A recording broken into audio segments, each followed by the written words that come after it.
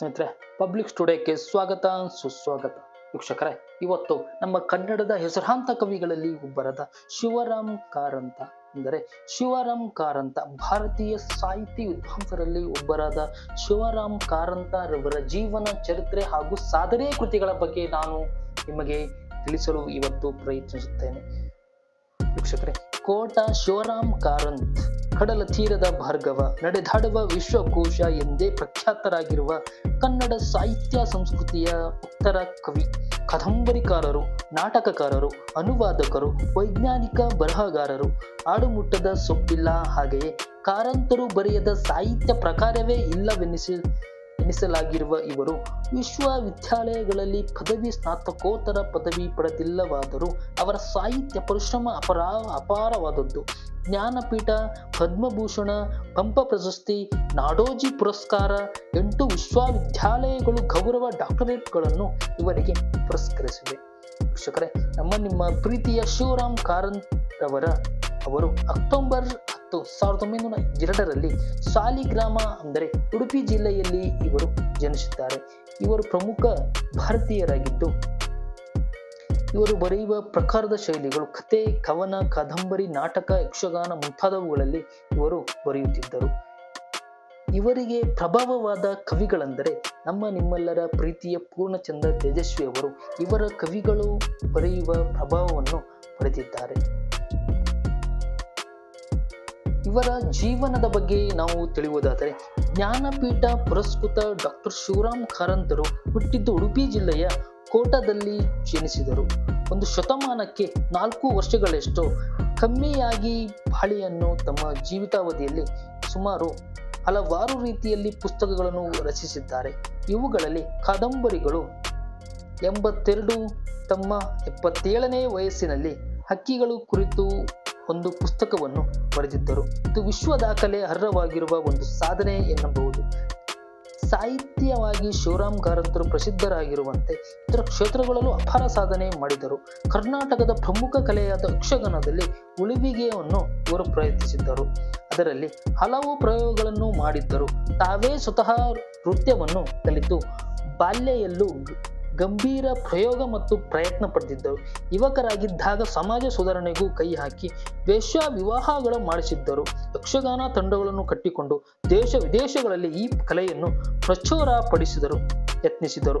ಮಕ್ಕಳಿಲ್ಲದ ಪ್ರತಿಭೆ ಅರಳಿತು. ಪುತ್ತೂರಿನಲ್ಲಿ ಬಾಲವನ ಎಂಬ ಅಸಾಂಪ್ರದಾಯಿಕ ಶೈಕ್ಷಣಿಕ ಕೇಂದ್ರವನ್ನು ತೆರೆದಿದ್ದರು.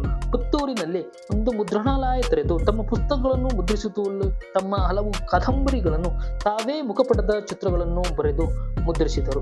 ಬಹುಮುಖ ಪ್ರತಿಭೆ ಇವರದ್ದು. ಬಹುಶಃ ಮುಖಪುಟ ಚಿತ್ರ ಬರೆದು ಪ್ರಕಟಿಸಿದ ಕನ್ನಡದ ಪ್ರಥಮ ಪ್ರಮುಖ ಸಾಹಿತಿ ಇವರೊಬ್ಬರೇ ಎಂದು ಹೇಳಬಹುದು.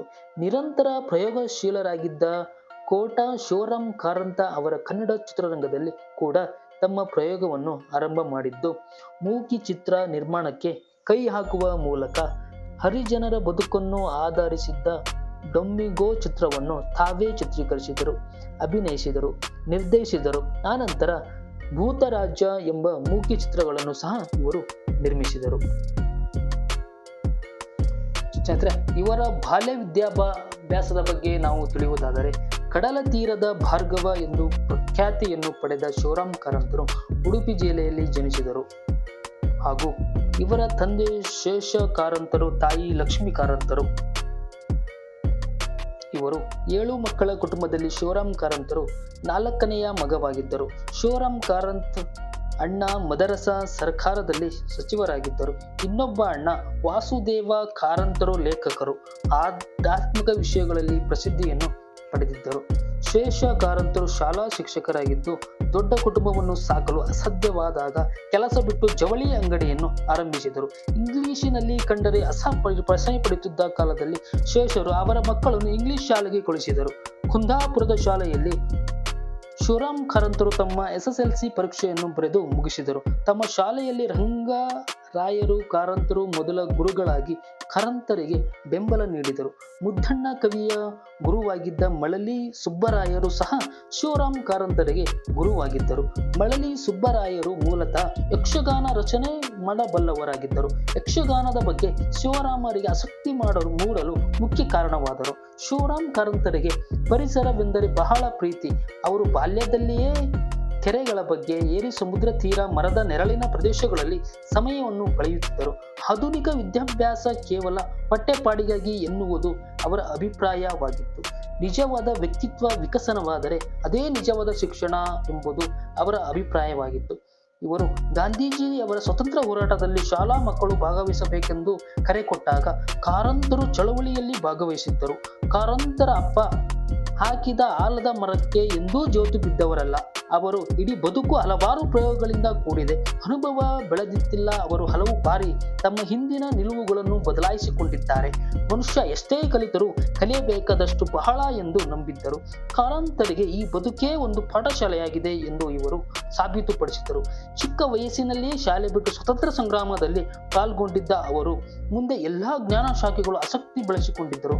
ಸ್ವಂತವಾಗಿ ಕಲಿತಿದ್ದನ್ನು ಸರಳವಾದ ಕನ್ನಡದಲ್ಲೇ ಮಾತನಾಡಿದ್ದು, ಬರೆದಿದ್ದು ಈಗ ದಾಖಲೆಯಾಗಿದೆ.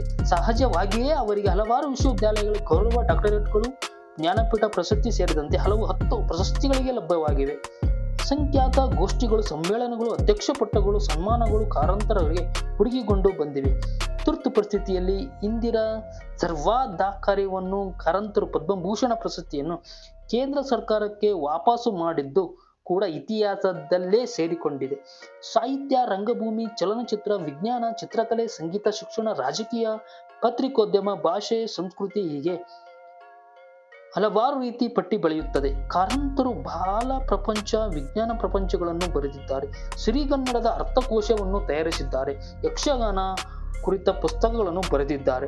ಸ್ವಂತ ಹಲವು ಪ್ರಯೋಗಗಳನ್ನು ಮಾಡಿದ್ದಾರೆ. ಶಿಲ್ಪಕಲೆ, ಚಿತ್ರಕಲೆ ಕುರಿತ ಪುಸ್ತಕಗಳನ್ನು ಬರೆದಿದ್ದಾರೆ. ಸ್ವಂತ ಚಿತ್ರಗಳನ್ನು ಬರೆದಿದ್ದಾರೆ. ಚಲನಚಿತ್ರ ನಿರ್ಮಿಸಿದ್ದಾರೆ.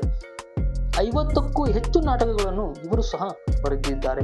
ಇವರ ಪ್ರಮುಖ ಕವಿಗಳ ಬಗ್ಗೆ ನಾವು ಹೇಳುವುದಾದರೆ ವೀಕ್ಷಕರೇ, ಕವನ ಸಂಕಲನಗಳು ಎಂದರೆ ರಾಷ್ಟ್ರಗೀತ ಸುಧಾರಕ, ಸಿಳಿಗನ್ನವನಗಳು.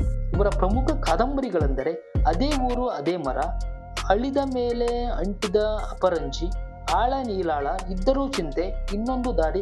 ಇದೇ ರೀತಿಯಾಗಿ ಹಲವಾರು ರೀತಿಯಲ್ಲಿ ಇವರು ಕಾದಂಬರಿಗಳನ್ನು ಬರೆದಿದ್ದಾರೆ. ಒಟ್ಟು 40 ಕಾದಂಬರಿಗಳನ್ನು ಬರೆದಿದ್ದು, ಚಲನಚಿತ್ರಗಳನ್ನು ಕಾದಂಬರಿಗಳೆಂದರೆ 5 ಚಲನಚಿತ್ರವಾಗಿರುವ ಕಾದಂಬರಿಗಳನ್ನು ರಚಿಸಿದ್ದಾರೆ. ಹಾಗೂ ಇವರ ಪ್ರಮುಖ ನಾಟಕಗಳೆಂದರೆ ಅವಳಿ ನಾಟಕಗಳು, ಏಕಾಂಗ ನಾಟಕಗಳು, 5 ನಾಟಕಗಳು, ಕಟ್ಟಿ ಪುರಾಣ, ಕಟಾರಿ ವೈರವ, ಕರ್ಣಾರ್ಜುನ, ಕೀಚಕ, ಗರ್ಭಗುಡಿ, ಗೀತ ನಾಟಕಗಳು, ಜಂಬದ ಜಾನಕಿ, ಜೂಲಿಯಸ್ ಸೀಸರ್ ಎಂಬ ಇನ್ನೂ ಹಲವಾರು ರೀತಿಯ ಇವರು ನಾಟಕಗಳನ್ನು ಬರೆದಿದ್ದಾರೆ. ಒಟ್ಟು ಇವರು 29 ನಾಟಕಗಳನ್ನು ಬರೆದಿದ್ದು, ಇವರ ಸಣ್ಣ ಕಥೆಗಳನ್ನು ಬರೆದಿದ್ದಾರೆ. ಕವಿಕರ್ಮ, ತೆರೆಯ ಮರೆಯಲ್ಲಿ, ಹಸಿವು, ಹಾವು ಇಂತಾದ ಸಣ್ಣ ಕಥೆಗಳನ್ನು ರಚಿಸಿದ್ದಾರೆ. ಹಾಗೂ ಹರಟೆ, ವಿಡಂಬನೆಗಳನ್ನು ರಚಿಸಿದ್ದಾರೆ. ಪ್ರವಾಸ ಕಥನಗಳನ್ನು ಬರೆದಿದ್ದಾರೆ. ಅಂದರೆ ಅಪೂರ್ವ ಪಶ್ಚಿಮ, ಅರಸಿರ ಕಲ್ಲು, ಪಾತಾಳಕ್ಕೆ ಪಯಣ ಇನ್ನು ಮುಂತಾದ ಪ್ರವಾಸ ಕಥನವನ್ನು ಬರೆದಿದ್ದಾರೆ. ಇವರ ಆತ್ಮಕಥನ ಎಂದರೆ ಸ್ಮೃತಿ ಪಟಲದಿಂದ ಇನ್ನೊಂದು, ಹುಚ್ಚು ಮನಸ್ಸಿನ 10 ಮುಖಗಳು ಇವರ ಆತ್ಮಕಥನಗಳು. ಇವರ ಜೀವನ ಚರಿತ್ರೆ, ಕಲಾವಿದ ಕೃಷ್ಣ ಹೆಬ್ಬಾರರು ಜೀವನ ಚರಿತ್ರೆಯನ್ನು ಇವರದು.